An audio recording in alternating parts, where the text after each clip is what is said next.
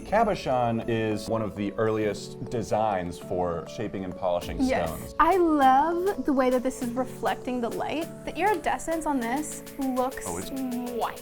It's how they discovered magnets. That's so cool. Hey guys, it's Rob and Sarah. We've got another unboxing full of great, unique, and interesting specimens, so let's just get into it. Let's do it. Here's our first box. We've got a clue.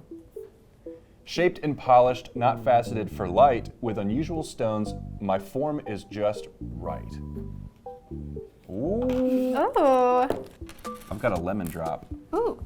I'm going to go out on a limb and say that we are taking a look at cabochons today. Yes, I think you would be right. A cabochon is typically flat base and then like a convex domed top. So faceting usually is applied to transparent gemstones so that you can let light go through so we can see the color on the inside. Cabochons are great for opaque or translucent gem materials. A lot of gem materials have beautiful body color or texture like some of these cabochons, but they don't let light through. So faceting them doesn't make a ton of sense. That's where the cabochon cut comes in perfectly. So this is our cabochon discovery parcel. There are links, there's links in the description if you want to check them out for yourself. It's basically a parcel of just a variety of very unique gem materials. For example, what you've got there is a material called Xaxim, which is a killer Scrabble play. Yes. So Xaxim is a petrified fern palm tree, so a tree fossil. Yeah. And you can see here the cell structure of the tree. Yeah, that's super cool. Yeah, that's super cool. Fossils are a great thing to have cut on cabochon. I don't think I know of anybody who sees a fossil and is like, meh. Meh. These fossils are probably around 270 million years old. The pattern I can't get over it. It's so cool. Like you can also see there are bits that are a little bit translucent. There's little holes in it as well. What do you want to talk about next? Well, I've got these guys close to me. Here, I'll give you one. So this is a material called goldenite. And what it is, it's a bit of a composite. It's hornblende, which is like a pretty common gem material, but it's had gold leaf laid on top of it. Oh. So yeah, it's a little man and nature kind of gem material. And it's kind of remind me of being on a car ride as a kid and you're looking up out the window. You look up at the clouds and you're like, that one looks like a monkey. But that's kind of what I'm looking at here. I'm like, oh, it kind of looks like a goat, that one, that bit. A goat? Yeah, that's what I think so. It's like a Rorschach test. So this is velvet obsidian. Okay. It looks a little bit like the Tennessee River right now, dirty in murky water. Sometimes if you shine a light on it, you get this like really cool color. Let's see if it works. Oh, yeah, it does. Oh, check that out. Okay, yeah, I see it from over here. It's like, it's very slightly iridescent. Actually, it is velvety. Yeah. I see where they got that. That's a good name. That's a good name. Velvet obsidian. So it scratches an itch in my brain. Obsidian is a natural glass. It forms when lava cools very quickly, too quick to form a crystal structure, so it's glass, it's amorphous. And this iridescence comes from just teeny tiny little gas bubbles in there. It's very flowy. Yeah. It's very round color. Like the Tennessee River. I also see what kind of looks like fire agate to me. So fire agate is one of my favorites. It's really cool. So agate is a very common form of quartz. With agate and other forms of chalcedony, the crystals of quartz are microscopic. You can't make them out individually. Agate can sometimes have really attractive banding. Fire agate, it's got this beautiful iridescence that's actually even stronger than what we just saw in this velvet obsidian. Some pieces of fire agate can really yield a lot of colors when the light hits it right. Colors similar to opal. It reminds me of a nebula or galaxy or something. Yeah, like a gas cloud. Yes, out in outer space. Like it's that kind of colors, like in the way that it like just kind of transitions. So when a light hits it from different angles, you'll get different colors, which is... That's so cool. A good piece of fire agate will make you the coolest kid on the block. For sure. Speaking of chalcedony, there's another variety in here. It lends itself very nicely to cabochons. This one has got beautiful banding on it, and this is called Saturn chalcedony because of the banding. It's kind of akin to the planet Saturn. It was a fairly recently recognized variety of chalcedony, recognized officially in 2016, and most stuff comes from Uruguay. Here we've got aragonite. It's got like this hazy sort of milky quality to its color, which it can form in lots of different colors. Like a candy. Yeah, like a candy. So aragonite is the main component for a lot of organic materials like pearl, for example. So we only have 3 colors here for the aragonite, our little stoplight. But aragonite does come in almost every color in the rainbow. Unfortunately, only a hardness of 3 though. Cabochons are also good for stones that have a lower hardness. With a faceted stone, there's lots and lots of facet edges, which are going to show chipping and stuff like that. And with a cabochon, there's really just like the perimeter. There's no edge on the curve, you know what Exactly. I mean? This beautiful little guy, hemimorphite. Hemimorphite. The blue color is kind of reminiscent of Larimar, in my opinion. But you look at it a little bit closer and you're like, oh, that's not. A little bit of white in it. It's like a little pool, you know, a swimming pool. Yeah. When you look down at the bottom and it's got that like... Oh, the light's going crazy? Yeah. Yeah. This is a zinc-rich mineral, and when it's in this beautiful blue color, it's very highly prized. I mean, you can imagine. This is probably the rarest thing in this parcel. So this is pyroelectric. When you heat it up, it gets an electric charge. Unfortunately, they would not let us in with a blowtorch today. Me and Brittany burned a pearl one time, and that was the last time we were ever allowed near an open flame. So you picked up a triplet there. In this case, it's an opal triplet. The idea behind a triplet is you take a very thin slice of your gem material. In this case, it's what appears to be black opal.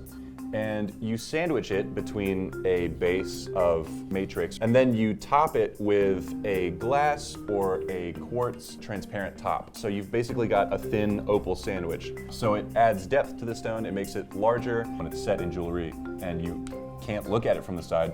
It's pretty convincing. It's a great way to take a very expensive material like nice black opal and get a lot of mileage out of it and make it much more affordable for someone like me. These are all part of the Cabochon Discovery Parcel. So this will be linked down in the description. Check it out. But I understand we have a lot more Cabochons to look at, so box 2. Let's do it. Ooh. These are insane looking. So this is Pietersite, and I'm actually kind of getting distracted just by the look of it. Wow, yeah, no, that is a trippy look for sure. It's a mix of crocodilite embedded in quartz, and actually crocodilite is a variety of asbestos. Did you know that it's the most dangerous form of asbestos? I do now. We're fine because it is embedded in the quartz, just don't go grinding it up and aspirating it or anything like that. This fairy dust will not give you magic powers. It will give you cancer though. It's like very dramatic chatoyancy. Yeah. It's like the light reflecting off of those teeny tiny little fibers of the crocodilite. Exactly. That's gorgeous. Very cool. This one here is Andradite garnet. Garnet is a group of minerals that has many different varieties. This is just one of them. It has this really cool iridescence on it. Garnet usually, especially the redder varieties of garnet, are often faceted because usually they're transparent or translucent. Often andradite is a darker form of garnet. But this andradite piece and that iridescence lends itself especially nicely to the cabochon cut. Can you guess what this is? That is a dinosaur bone. She's right. It's it very says it on cool. the back. Oh, it does. This is literally a cross-section, polished and cut of a fossilized dinosaur bone. It's cool. Objectively super cool. How does it feel? It's weighty, and you know the texture, like the surface texture. It's not totally smooth. It's like you're in the dinosaur bone. But this is one where I'm glad it's in a cabochon because I mean you're looking at the back of it. You would not know that it has this beautiful color and this pattern on it. Like with the tree fossil here, you're seeing the cell structure. Fossilization means that the organic material, it's been replaced by other materials such as silica, calcite, carbonates, and sometimes even iron. This is from our really good friend Darlene at Earth's Core. She's let us borrow this. That's just crazy that you could like hold it in your hand and it's like, oh, that's ancient history. Yeah. So that little guy that you've got is a mineral called shattuckite. It was found in Bisbee, Arizona, which makes sense because lots of other copper minerals like turquoise can be found in Arizona. That is a copper mineral, which is where it gets its blue color from. a deep blue color. It also often forms in botryoidal masses that gives rise to the striation and the radiating lines. Beautiful. This beautiful purple, this is called lepidolite. I was thinking it's Kool-Aid purple. That's a hefty one. Yeah, it's a big one. So lepidolite is fairly rare. The geological circumstances necessary for its formation are uncommon. It is a lithium-rich mica mineral. Lithium doesn't like to bond with other minerals most of the time. This being a mica mineral, it is pretty fragile and it likes to form in sheets and also split in sheets like mica does, which is another great reason why it is in Cabochon, to sort of protect it and bolster it. So honestly, we were not sure what this was, so we had it tested. This is a bunch of different sulfates. It's copper that's causing these different blues and greens in here. We're told that this comes from Peru. You want to do another box? Yeah.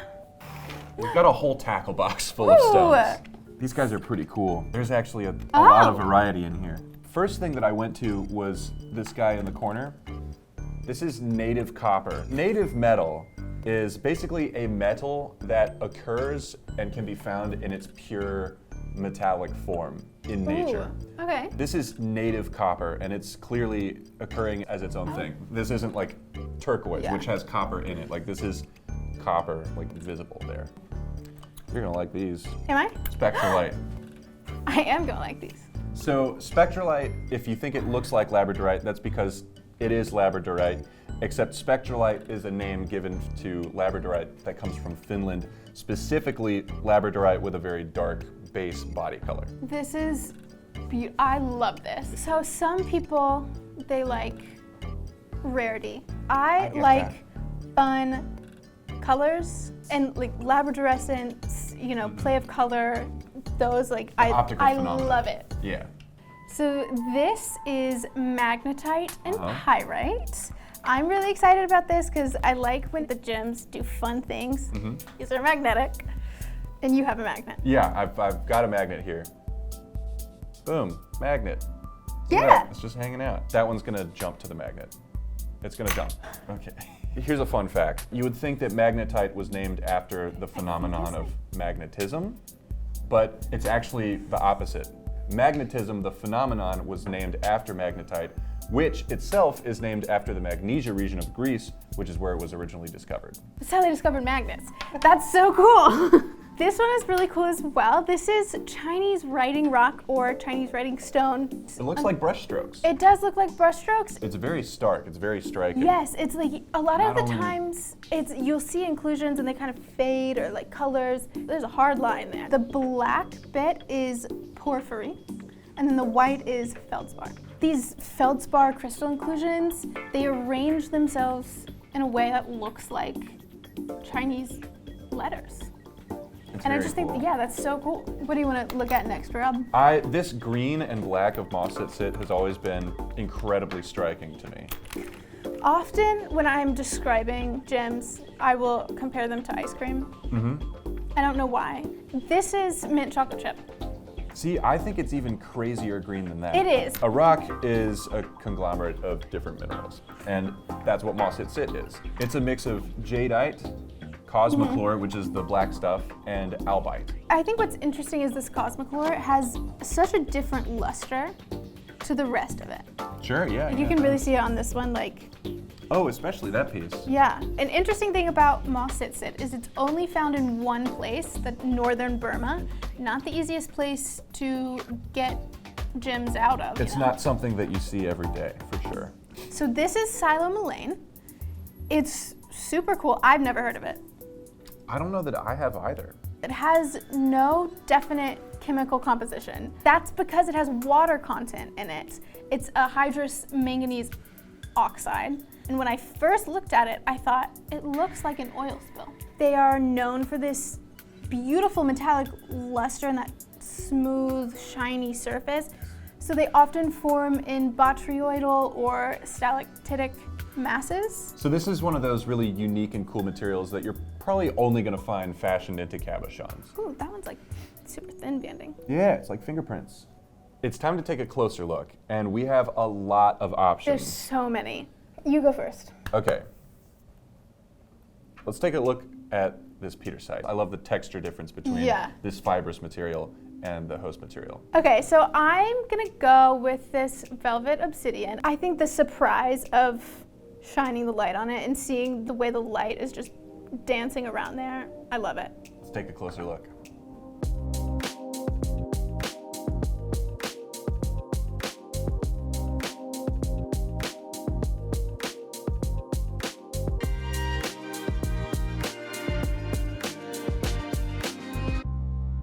We looked at a ton of cabochons, and the crazy thing is we still have more we could look at. So many. So let us know down in the comments what you'd like to see us cover next. But if you're interested in any of these guys, some of them are for sale, so check the links in the description below. And as always, don't forget to like and subscribe, and of course ring the bell so you don't miss out on future videos. Thanks for watching. Bye.